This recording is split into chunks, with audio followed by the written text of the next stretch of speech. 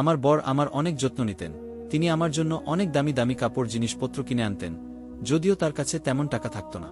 আমি অবাক হতাম যে তিনি এত টাকা বা জিনিস কোথা থেকে পান। কিন্তু এই একটা কাজে আমি অনেক খুশি হয়ে যেতাম যে সে আমার পছন্দের কাপড়, খাবার এবং জিনিসপত্র নিয়ে আসত, কিন্তু রাতে সে অন্য ঘরে গিয়ে ঘুমাত। আমি অবাক হতাম যে সে যদি আমার জন্য এত সুন্দর সুন্দর জিনিস নিয়ে আসে, তাহলে সে আমার প্রতি এত উদাসীন কেন? কেন সে আমার কাছে ঘরে ঘুমায় না? তারপর আমি আমার বরকে এমন কাজ করতে দেখলাম যে আমি আমার চোখ করে ফেললাম। কেননা আমার বর, আমার নাম রুমানা, আমি দেখতে অনেক সুন্দরী। আমার বৌদি আমার সৌন্দর্যকে হিংসা করত এবং আমার সাথে বাজে ব্যবহার করত, আর বলতো একদিন তোর সৌন্দর্যের অহংকার ধুলোয় মিশিয়ে দেব। আমি বলতাম, আল্লাহকে অন্তত ভয় পাও, আর আমি তোমার কি ক্ষতি করেছি? মা বেঁচে আছেন, বাবা বেঁচে নেই, কিন্তু যতদিন আমার মা ছিলেন ততদিন সংসারের সমস্ত দায়িত্ব আমার হাতে ছিল। আমার দাদাও আমাকে দুচোখে দেখতে পারত না। ও সবসময় বলতো, আমার বুয়ের উপর মাতব্বরি করবি না। আমিও একটু রেগেছিলাম, কারণ আমি উল্টোপাল্টা কিছু সহ্য করতে পারতাম না। যেমন বৌদি যদি মাকে সময় মতো খাবার না দেন বা বাসি খাবার দেন, তখনই আমি রেগে যেতাম। একদিন বৌদি মাকে বাসি খাবার খেতে দিয়েছিল। যেহেতু মা সুগারের রুগী, তাই আমি বৌদিকে বললাম, মায়ের স্বাস্থ্য এমনিতেই খারাপ, তুমি যদি খাবার রান্না নাই করবে তাহলে আমাকে বললে না কেন? তুমি কি বাসি খাবার খাইয়ে মাকে মেরে ফেলতে চাও? এই ইস্যুতে আমাদের মধ্যে ঝগড়া বেঁধে গিয়েছিল। আমার দাদা বৌদিকে সমর্থন করে বলেছিল, তোকে তো আমি একদিন এমন সোজা করব যে তখন বুঝতে পারবি বৌদির সঙ্গে ঝগড়া করার পরিণাম। তুই ছোট হয়ে তোর বড় বৌদির সাথে এভাবে কথা বলছিস। আমি বললাম, ছোট বা বড় ব্যাপারটা তা না, সে যদি কিছু ভুল কাজ করে তাহলে আমি অবশ্যই বলবো। সেই দিনের ঝগড়া শুনে মায়ের শরীর খারাপ হয়, তাই তাকে আমরা হাসপাতালে নিয়ে ভর্তি করি। সেখানে তিনি ৫-৬ দিন লড়াই করে অবশেষে আমাদের সবার মায়া ত্যাগ করে এই পৃথিবী ছেড়ে চলে যায়। মায়ের মৃত্যুতে আমি অনেক দুঃখ পেয়েছি। এরপরে একদিন রাতে দাদা রুমে এসে বলল, মা আর এই পৃথিবীতে নেই, তোর কিছুর প্রয়োজন হলে আমি তো আছি, আমাকে জানাস। দাদা আরও বলল, আমি তোর বিয়ে ঠিক করে ফেলেছি, আগামী সোমবার তোর বিয়ে। আমি অবাক হয়ে বললাম, কি? আমি তোর বিয়ে ঠিক করে ফেলেছি? তুই বিয়ে করে বরের বাড়িতে গেলে সেটাই তোর জন্য ভালো হবে।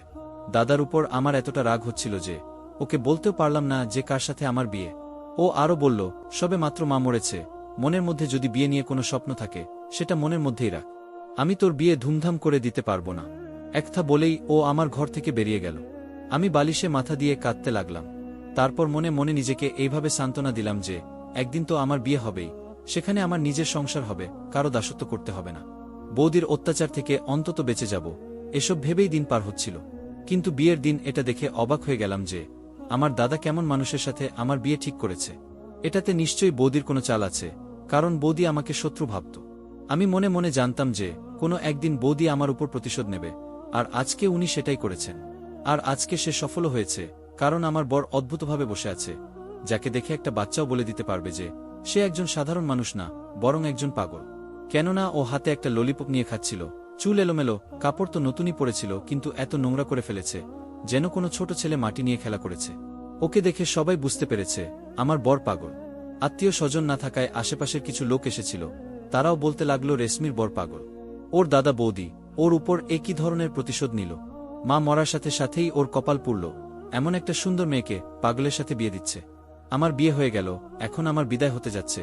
আমার চোখ থেকে জল ঝরছিল, আমি কাঁদতে চেয়েছিলাম কিন্তু কাঁদতেও পারিনি, কারণ আমার কান্না দেখারও কেউ যে নেই। মাকে অনেক মিস করছিলাম। মা বেঁচে থাকলে আমার সাথে এই সব হতো না। আমার বৌদি দাদাকে দিয়ে এই কাজ করিয়েছে, কিন্তু দাদা একবারও ভাবেনি যে সে তার নিজের বোনকে একটা পাগলের সাথে বিয়ে দিচ্ছে। এ আমাকে কোথায় রাখবে, কি খাওয়াবে? আজকাল লোকজন তাদের মেয়েদের বিয়ে এমন ছেলের সাথেও দেয় না যার কাছে চাকরি বাকরি নেই। আর এর তো মাথায় ঠিক নেই। এক মুহূর্তের জন্য আমি ভেবেছিলাম বিয়েতে না করেই দিই, কিন্তু তাতে কি হতো? একটা নাটক তৈরি হতো, ওরা আমাকে জোর করে বিয়ে দিত। তাই আমি সবকিছু আল্লাহর ওপর ছেড়ে দিয়ে চুপচাপ বিদায় নিয়ে বাড়ি থেকে বেরিয়ে গেলাম। যাওয়ার সময় দাদা আমার মাথায় হাত দিয়ে সান্ত্বনা দেওয়ার চেষ্টা করলে আমি মাথা সরিয়ে নিলাম। সবাই এটা দেখে বলছিল একে অপমান করাই উচিত।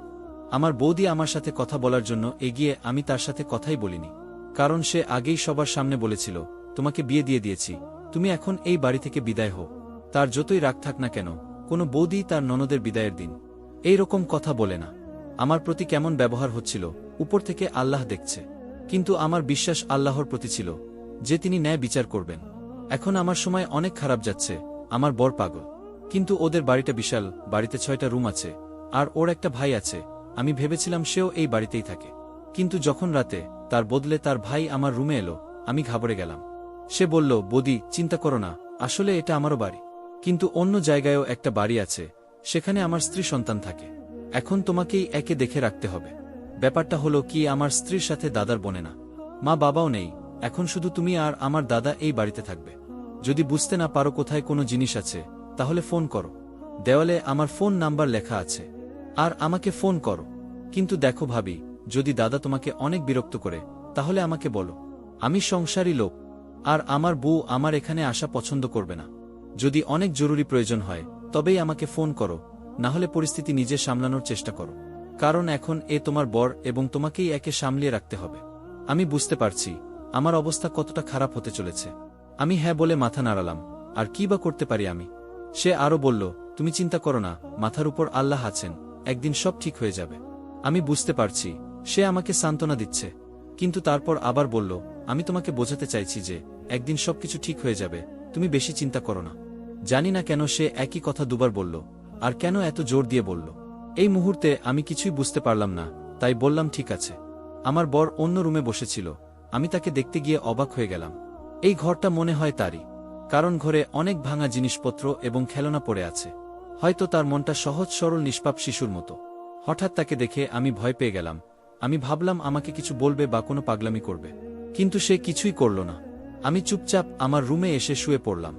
আমার মনে হচ্ছিল ভিতর থেকে দরজা বন্ধ করে দেই, কিন্তু তেমন কিছুই করলাম না। বলতে অনেক অদ্ভুত লাগছে, কিন্তু এত শান্তির ঘুম আগে কখনো ঘুমাইনি। ঘুম থেকে উঠে চোখ খুলে ভয় পেয়ে গেলাম, দেখি সামনে আমার বর বসে আছেন। তারপর টেবিলের দিকে তাকিয়ে আমার চোখ কপালে উঠে গেল, কারণ টেবিলের উপর নাস্তা রাখা দেখে মনে হচ্ছে সকালেই দোকান থেকে আনা। আমি তার দিকে তাকালাম, তারপর চারপাশে দেখলাম, কারণ আমার মনে হচ্ছে তার ভাই নিয়ে এসেছে, কিন্তু আশেপাশে কাউকেই দেখতে পেলাম না। বাইরের দরজা তখনও বন্ধ। রাতে আমি নিজেই তালা লাগিয়েছিলাম। আমার বর আমাকে নাস্তা করতে বলল এবং সেও নাস্তা করতে বসে গেল। আমি অবাক হয়ে ভাবলাম, এটা জানে যে আমরা বিবাহিত, তাই বাজার থেকে নাস্তা এনেছে, তাহলে এই কিসের পাগল। কিন্তু তারপর সে একটা অদ্ভুত গান গাইতে লাগলো, এটা মনে হয় কোনো আধুনিক গান। তখন ভাবলাম হয়তো ওর খিদে পেয়েছিল, তাই বাজার থেকে নাস্তা নিয়ে এসেছে। কাছে টাকা থাকলে তো এই কাজ যে কোনো ছোট বাচ্চাও করতে পারবে। যাই হোক, তারপর নাস্তা করে ঘর পরিষ্কার করা শুরু করলাম। জিজ্ঞেস করতে ভুলে গিয়েছি যে এই সংসার কিভাবে চলে, কিন্তু এই মুহূর্তে বাড়িতে দরকারি সব জিনিসপত্র আছে। আমি ওর ভাইয়ের নাম্বারে ফোন করলাম, পাওয়া গেল না। আমি দুপুরের খাবার রান্না করলাম, এইভাবেই দিন চলতে লাগলো। তারপর একদিন হঠাৎ আমার বর কোথাও চলে গেছে। আমি টেনশনে পড়ে গেলাম, ভাবলাম হয়তো সে বাড়ি ছেড়েই চলে গেছে। তাই ওর ভাইকে ফোন করলাম। সে বলল, হ্যাঁ, মাঝে মাঝে ও কোথাও চলে যায়, কিন্তু আবার ঠিকই ফিরে আসে, চিন্তার দরকার নেই। ও রাতের মধ্যেই ফিরে আসবে। যদি রাতেও ফিরে না আসে, তাহলে তুমি আমাকে বলো। আমি বললাম, ঠিক আছে ভাই। রাত হলে আমার বর ফিরে এলো, তার হাতে কিছু একটা ছিল। তিনি আমার হাতে সেটি দিলেন। আমি সেটি খুলে দেখলাম ভেতরে ফুল। আমি জিজ্ঞেস করলাম, এটা কি? তিনি বললেন, আমি তোমার জন্য নিয়ে এসেছি। আমি অবাক হয়ে গেলাম। ও ফুলটা আমার হাতে রেখে নিজের রুমে চলে গেল। কিছুক্ষণ পর দেখলাম ঘরটা ভিতর থেকে বন্ধ। এখন আমার দিনগুলো ভালোই যাচ্ছে। যেমন বর প্রতিদিন আমার জন্য কিছু না কিছু নিয়ে আসতেন, আমি জানি না সে কোথা থেকে টাকা পায়। বাড়িতেও সমস্ত বাজার ছিল। তারপর একদিন বাড়ির বাজারপত্র শেষ হতে শুরু করলে সে এসে আমাকে 10,000 টাকা দিল। ওর ভাই এসে আমাকে 20,000 টাকা দিল। আমি বললাম, এই সংসারও তুমি চালাও? সে বলল, এরকম কোনো ব্যাপার না। আসলে আমাদের দুই ভাইয়ের নামে কিছু দোকান আছে, মাসে 36,000 টাকা ভাড়া আমরা সেইখান থেকেই পাই। আজকে 1 তারিখ, তাই আমি তোমাকে টাকা দিতে এসেছি। আমি বললাম, ঠিক আছে, আমি বাজারগুলো করে ফেলব। এই বাড়িতে টিভিও ছিল, এসিও ছিল, দরকারি জিনিসই ছিল। একদিন নির্লজ্জের মতো আমার দাদা আর বৌদি এখানে এসে পড়ে। ওরা জানতো যে ওরা আমাকে পাগলের সাথে বিয়ে দিয়েছে। এখন ওরা নিশ্চয়ই দেখতে এসেছে আমার কি অবস্থা হয়েছে। কিন্তু ওরা আমাকে দেখে অবাক হয়ে গেল। আমি একটা নতুন শাড়ি পরেছিলাম। আমার বৌদি জিজ্ঞেস করল, এই শাড়িটা কে দিল? এরা তো মাত্র 2টো শাড়ি কিনেছিল।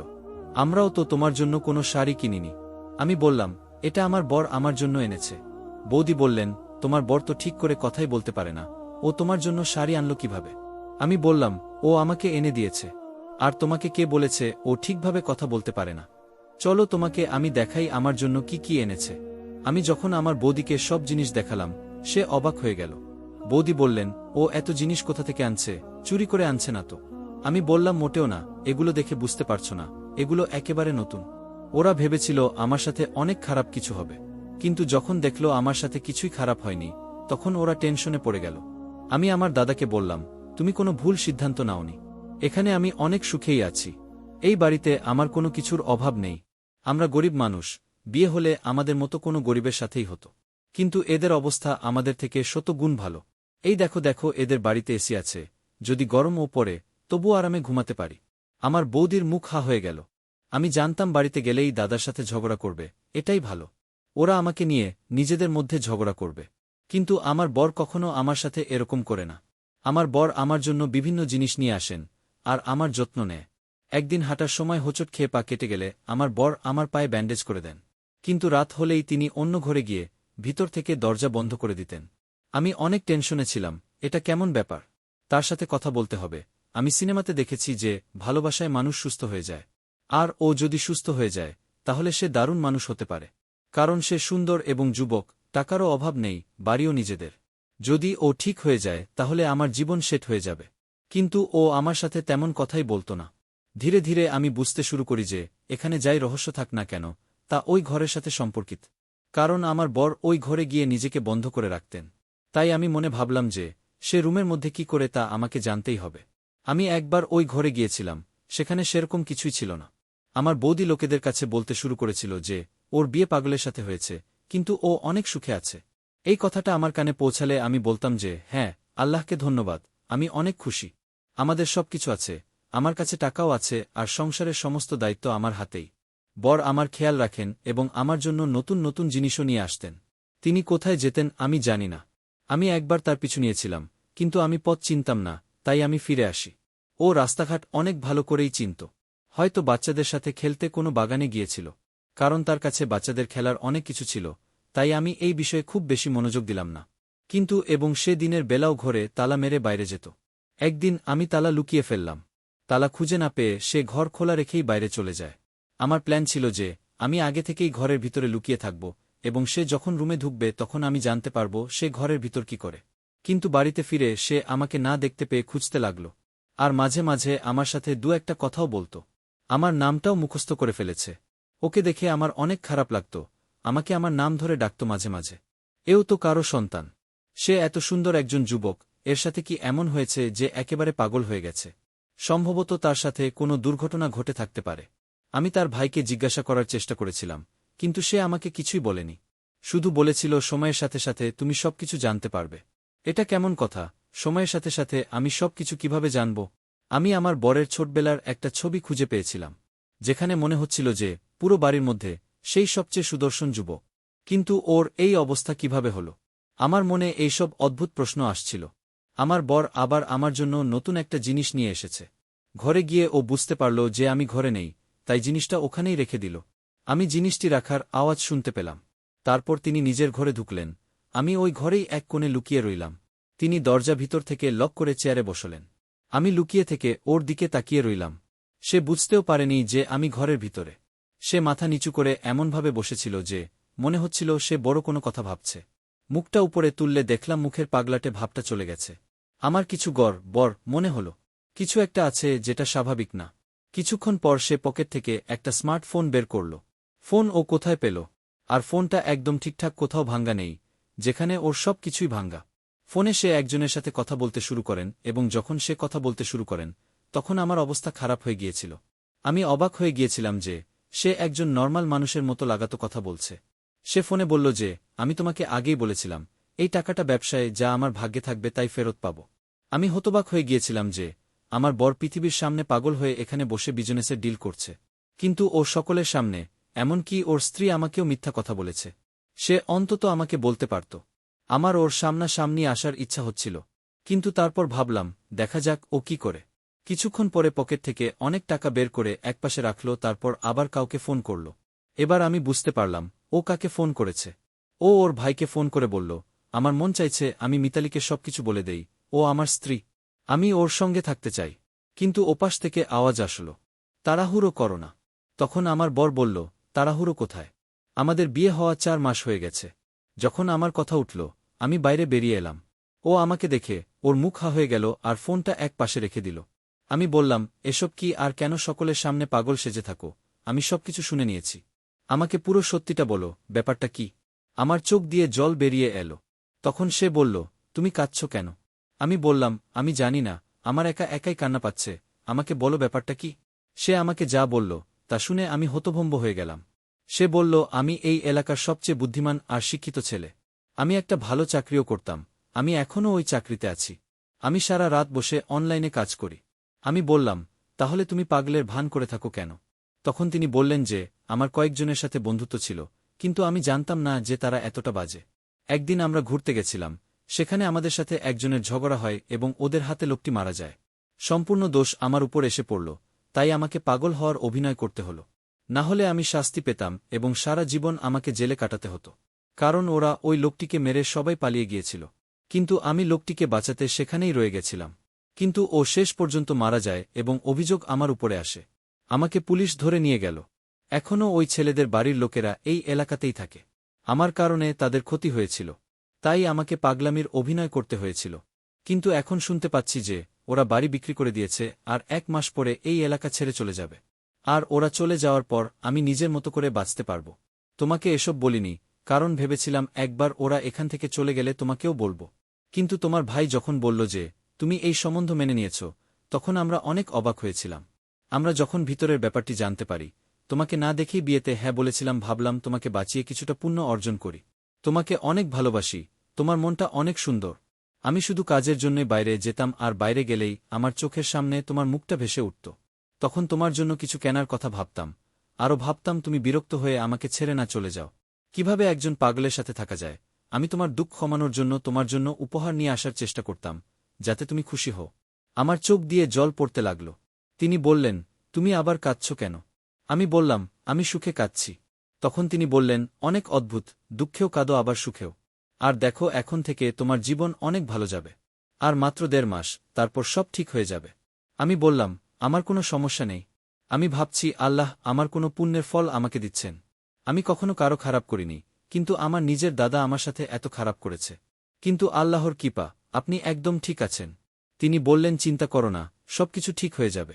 আমি সব সময় তোমার খেয়াল রাখব আর তোমার সাথে থাকব। আমাদের জীবন অনেক সুখের হবে। ধীরে ধীরে আমি প্রচার করলাম যে আমি আমার বরের চিকিৎসা করিয়েছি। এখন আমরা দুজন অনেক সুখেই আছি। গল্পটি যদি আপনাদের ভালো লেগে থাকে তাহলে লাইক, কমেন্ট, শেয়ার ও সাবস্ক্রাইব করে পাশেই থাকবেন। ধন্যবাদ সবাইকে গল্পটা শোনার জন্য।